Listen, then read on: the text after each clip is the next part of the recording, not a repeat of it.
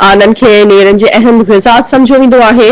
बेदनि जे इस्तेमाल सां जिस्म खे प्रोटीन, मिनरल्स, विटामिन्स ऐं ॿिया मुख़्तलिफ़ ग़िज़ाई जुज़ा मिलंदा आहिनि ऐं उन ग़िज़ा खे सिहत लाइ बि फ़ाइदेमंद सम्झो वेंदो आहे। पर हिकु ख़्यालु साम्हूं ईंदो आहे त गरम मौसम में आला खाइण खां पासो करणु घुर्जे, छो जो उन्हनि जो तासीर गरम हूंदो आहे जंहिंसां जिस्म खे नुक़सान पहुची सघे थो। पर छा इहा ॻाल्हि वाक़ई दुरुस्त आहे? तिबी माहिरनि मूजिबि इहो ख़्यालु ग़लति आहे ऐं अहिड़ियूं के बि साइंसी शाहिदियूं मौजूदु न आहिनि जिन मां साबित थिए त गरम मौसम में आला खाइण सां सिहत खे नुक़सान थी सघे थो।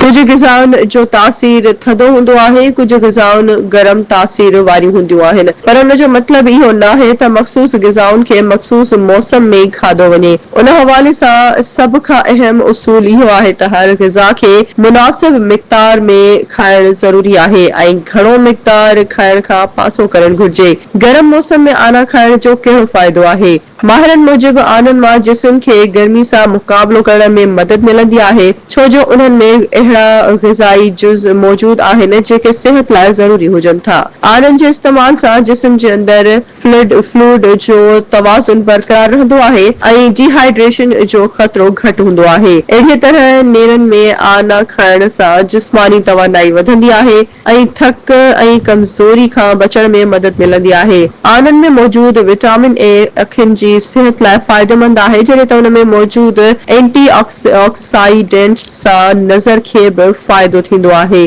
गरम मौसम में केतिरा आना खाइण घुर्जनि? जीअं मथे बयान करे चुका आहियूं त हर ग़िज़ा जो मुनासिब इस्तेमाल ज़रूरी आहे ऐं घणो खाइण खां पासो करणु घुर्जे त रोज़ हिकु या 2 आना खाइण ताईं महदूद रहणु घुर्जे ऐं कोलेस्ट्रोल जा मरीज़ उन हवाले सां डॉक्टर सां मशवरो कनि।